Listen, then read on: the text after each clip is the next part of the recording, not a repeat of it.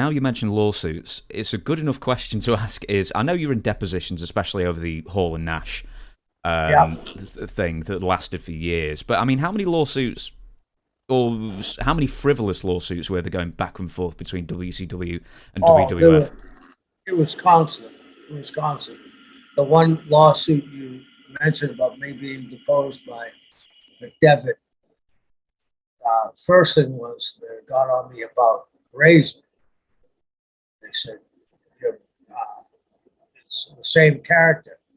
And I said, no, it's not the same character. His name is Scott Hall. And I don't want a stereotype of a Hispanic drug dealer on my program. And I kept on saying Scott Hall, and we were arguing back and forth, and he was debating back and forth. And he was saying, no, it's Razor Ramon, Razor Ramon. And about 8 minutes into the conversation, Jerry said, Scott Hall. And I waited till he finished his thought process, and I said, see, even you watching it said it's Scott Hall. He said, I never said Scott Hall. And I asked the girl that was taking the deposition stenographer. Yeah, to read it back. He said, let's take a break now. Let's take a bathroom break. So we went in, and I went in the bathroom. He said, oh, Kevin, how you doing? I said, good. He said, oh, great. He said, can you catch a plane home? I said, yeah. He said, there's one in about an hour. He said, okay. He went in. He said, Mr. Sullivan could be excused. So I've seen video footage of that where like Kevin Nash, I think it's Kevin Nash, keep doing the hand sign just to amuse themselves, through the whole process. Do you remember who actually won that lawsuit in the end? You know something? As much as I want to think that we won, we didn't. They won in the end.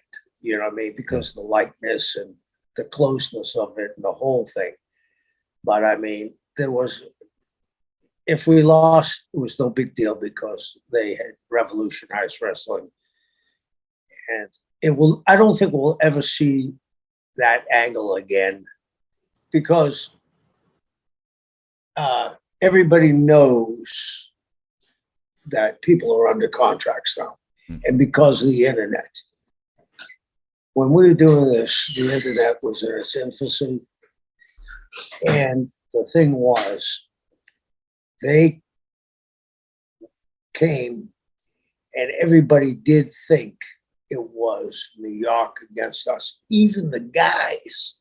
I mean, it was crazy. I believe in heat.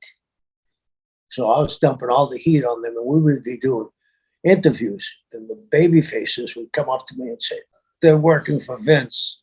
You can't be dumping this heat on them. They're killing us. They're killing us.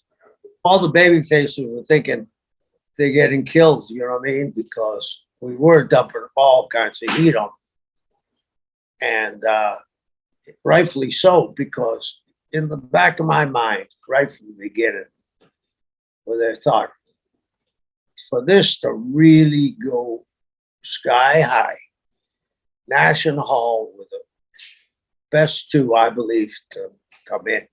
I knew by that time, Hogan's popularity was starting to wane as a babyface. He was getting booed in arenas.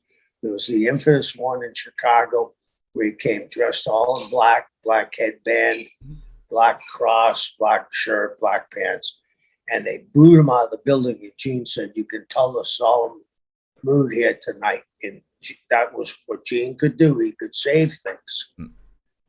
And I said, boy, he's got to turn. And I said, if he turns, it will revive him.